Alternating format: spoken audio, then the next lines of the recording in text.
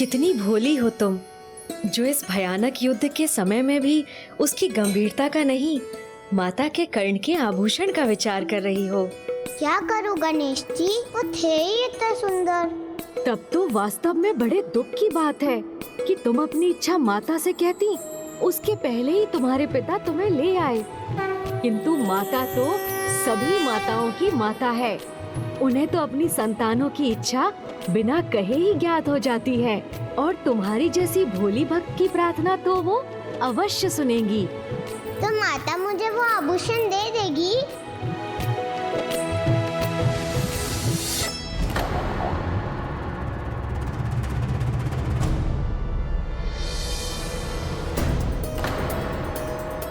गणेश जी, अब मैं प्रसन्न हुई तो मुझे आपकी चिंता सताने लगी, क्योंकि आप ऐसे ही मोदक खाते रहे तो आपका पेट ना फट जाए।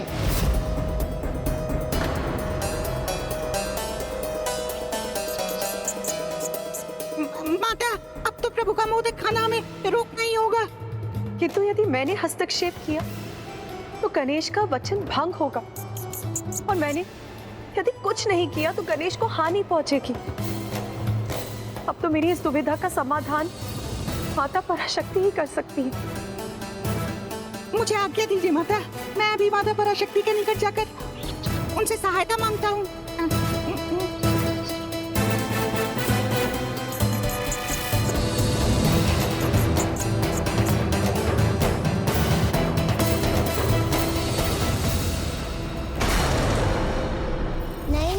हमें इसका उपाय करना ही होगा। इस प्रकार कब तक मोदक खाते रहेंगे आप? आपके खाने के बाद भी इस मोदक की संख्या कम थोड़ी ना हो रही है। मैंने वचन दिया है, जब तक इस पात्र में मोदक समाप्त नहीं होंगे, मैं उन्हें ग्रहण करने पर विवश हूँ।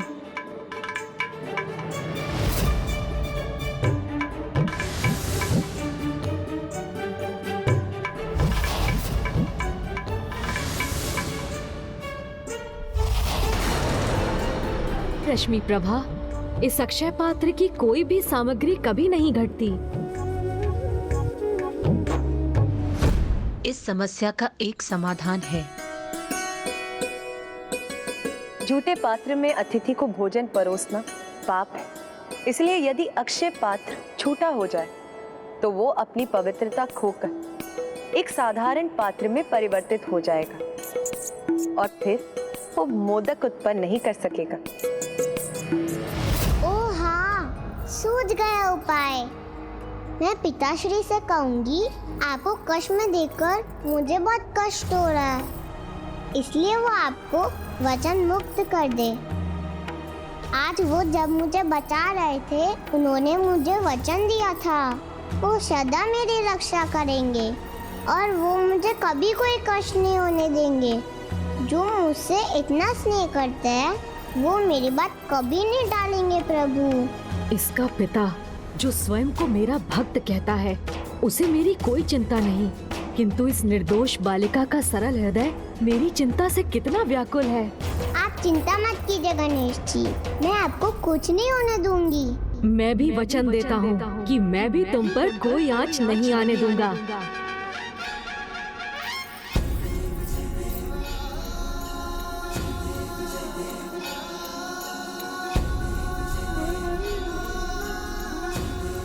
मैं अभी जाकर पिताश्री को मनाती हूँ। भंडासुर अपनी पुत्री को दिया वचन भले ही ना निभाए, किंतु मुझे तो इन मोदकों को खाने का वचन निभाना ही होगा।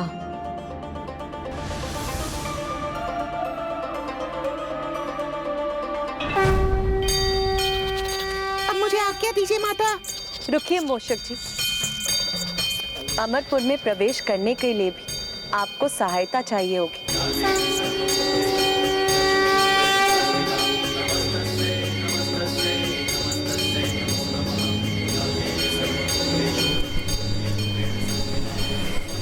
माता, ये पतंगा मेरी सहायता करेगा? हाँ मूषक जी, आप इस पर सवार हो जाइए। ये आपको अमरपुर के राजभवन के भीतर जाने का मार्ग दिखाएगा। उचित है माता।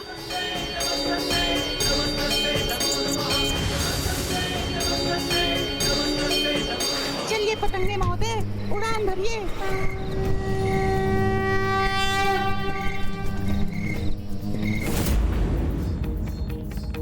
मुझे विश्वास है अब माता के आशीर्वाद से मूषक जी अवश्य सफल होंगे।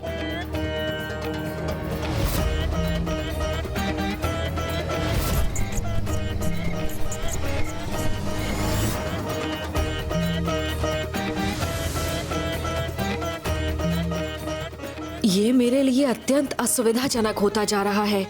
मुझे कुछ अच्छा नहीं लग रहा।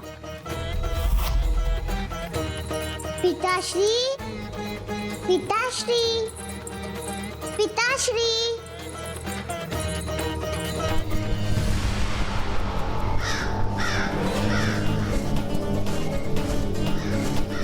संभलिए पतंगे महोदय, हम तो सीधे इस काक के मुंह में प्रवेश कर रहे हैं, जो हमें आहार बनाने पे आतुर है।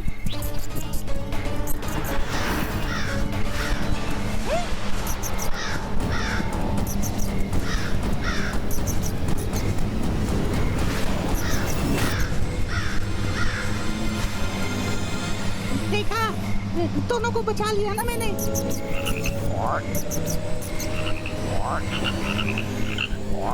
मुड़िए पतंगे महोदय, मुड़िए। हम उनकी सहायता के लिए जा रहे हैं जो स्वयं विघ्नहर्ता है। फिर भी हमारे मार्ग में इतने विघ्न क्यों आ रहे हैं? हे प्रभु, हे विघ्नहर्ता गणेश जी, अब तो इस संकट से आपको ही हमारी रक्षा करनी होगी। ओ, समझ गया। ओम गण गणपते नमः, ओम ओम गण गणपते नमः। देखा पतंगे महोदय, प्रभु विघ्नहर्ता गणेश जी का स्मरण करने से हमारे मार्ग में कोई विघ्न नहीं आया ना। अब हम अवश्य इस राजभवन में प्रवेश कर सकेंगे।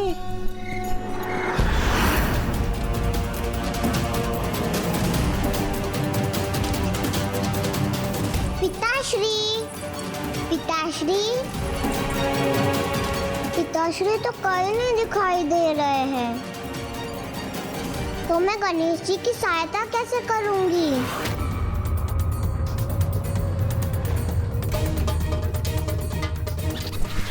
शीघ्रता कीजिए पतंगे जी, अब हम पहुंचने ही वाले हैं।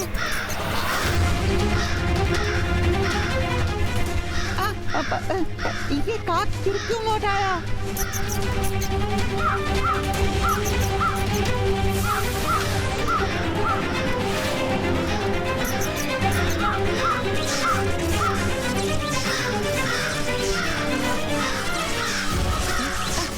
ऊपर उड़िए पतंगे जी।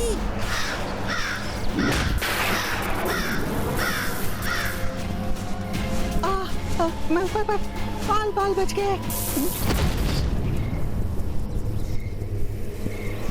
प्रभु विघ्नहर्ता गणेश जी ने पुनः रक्षा की हमारी, अन्यथा भस्म हो जाते या इस काक का आहार बनते।